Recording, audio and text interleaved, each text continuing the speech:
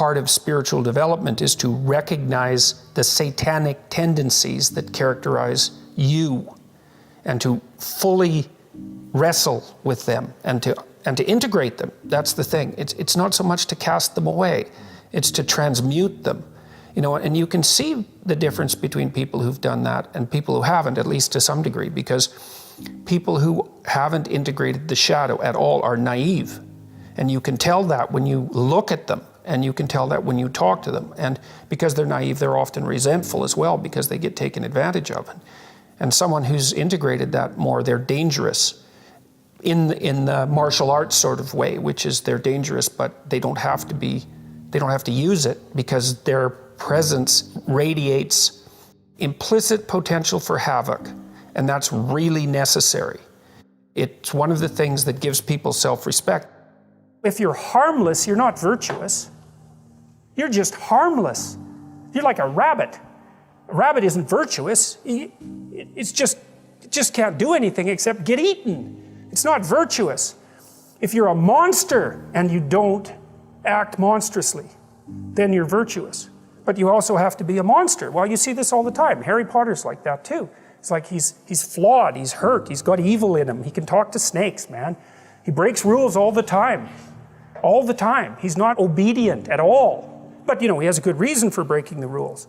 And if he couldn't break the rules, him and his little clique of rule-breaking, you know, troublemakers, if they didn't break the rules, they wouldn't attain the highest goal. So it's very peculiar, but it's a very, very, very, very common mythological notion. You know, the hero has to be a monster, but a controlled monster. Batman is like that, you know? I mean, it's everywhere. It's the story you always hear. If you're going to be a fighter, you have to want to win, and you have to want to hurt people. I mean, not for the sake of hurting them. That's what makes you different than an evil person. But you have to have that capacity. You have to develop that. And, you know, that's the step on the way to enlightenment, weirdly enough, because that isn't what people think. People have been fed this diet of pablum, rights and impulsive freedom, for so long. There's just an absolute starvation for the other side of the story. There are no rights, technically speaking, without responsibilities. And all we've had for 60 years is a dialogue about rights. Well, that leaves a hole on the other side of the story. And it's a hole that's in people's hearts, essentially. Because responsibility, well, perhaps that's not more important than rights. Like I said, they're part and parcel of the same formula. But it's in responsibility that most people find the meaning that sustains them through life. It's not in happiness. It's not in impulsive pleasure. Those things blow away at the first ill wind. But to adopt the responsibility for your own well-being and to try to put your family together and to try to serve your community and to try to seek for eternal truths and to live them, that's the sort of thing that can ground you in your life enough so that you can withstand the difficulty of life. And when you tell people that, especially when you include yourself in the audience, let's say, and you're not finger waving from above, then everyone knows that it's true. There's been this attempt to identify masculine competence and power, let's say, but mostly competence with tyranny. And that's very, very hard on young men. It's also hard on young women, for that matter. But it's very helpful for people to hear that they should make themselves competent and dangerous and take their proper place in the world, because it's the alternative to being weak. And weak is not good. The people who shoot up the high schools, they're weak. They're weak. And life is a very difficult process, and you're not prepared for it unless you have the capacity to be dangerous. That doesn't mean that you should be cruel. It doesn't mean any of that. There's a statement in the New Testament, the meek shall inherit the earth. But the meek isn't well translated. It means something more like, those who have swords and know how to use them but keep them sheathed will inherit the world. That's a way better way of thinking about it. You have to be powerful and formidable and then peaceful, in that order, right? And that's not the same as being naive and weak and harmless, which is what young men are being encouraged to be. It's like, that's a very bad idea. It's a very bad idea, because naive, weak, and harmless means that you can't withstand the tragedies of life. You can't bear any responsibility. You'll end up bitter. And when you get bitter, then you get dangerous. You don't treat adult men as if they're infants. But the young men really need to hear this more, I think, is that you should be a monster. You know, because everyone says, well, you should be harmless. virtuous. You shouldn't do anyone any harm. You should sheath your competitive instinct. You shouldn't try to win. You know, you don't want to be too aggressive. You don't want to be too assertive. You want to take a back seat and all of that. It's like, no. Wrong. You should be a monster, an absolute monster, and then you should learn how to control it. Someone who is incapable of cruelty is a higher moral being than someone who is capable of cruelty. And I would say, and this follows Jung as well, that that's incorrect, and it's dangerously incorrect, because if you are not capable of cruelty, you are absolutely a victim to anyone who is.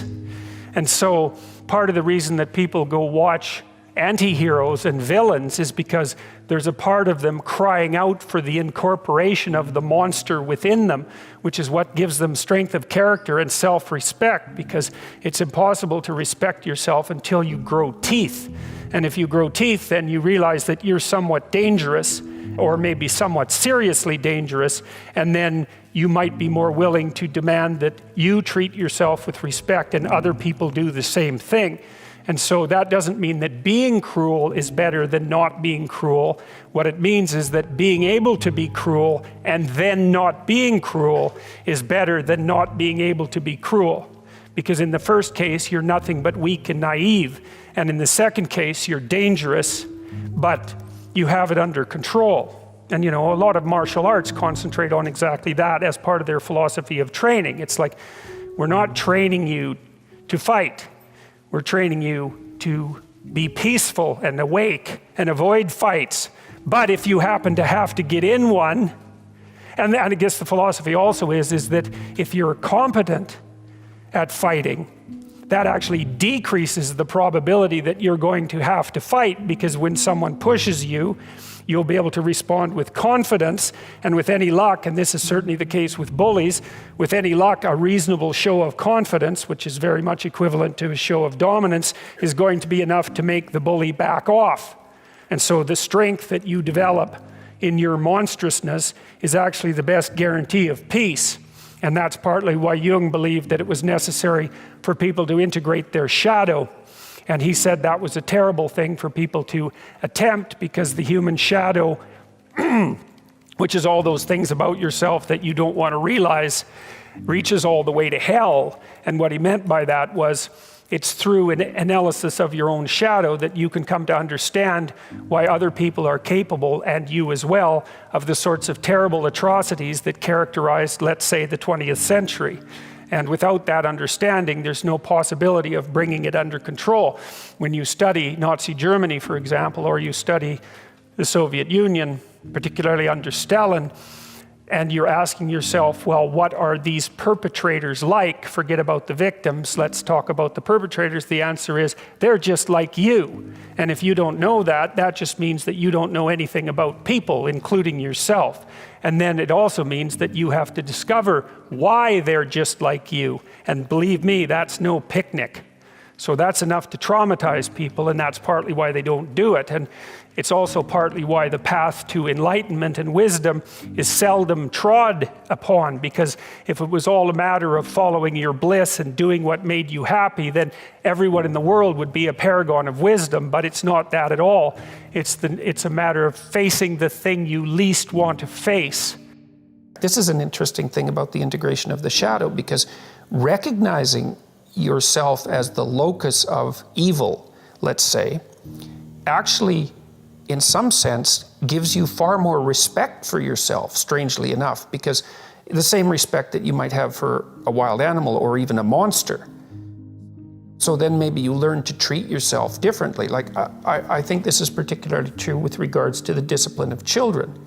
You know, if you know that you're a monster, and that will manifest itself in your life, consciously or unconsciously, and if it's unconsciously, it's not good, then you become better at disciplining children. And the reason for that is that you don't want to expose them to your dark side. And so if they behave and don't provoke you, which means they'll also behave for other people, then the monstrous part can stay in abeyance, and then that's great. But if you don't understand yourself as capable of wreaking havoc, and that can be the kind of havoc that unfolds over decades, right? Because if you're going to abuse a child, It's the primitive form of abuse is the physical abuse. The sophisticated form of abuse is the continual undermining of the child's courage across perhaps their entire life.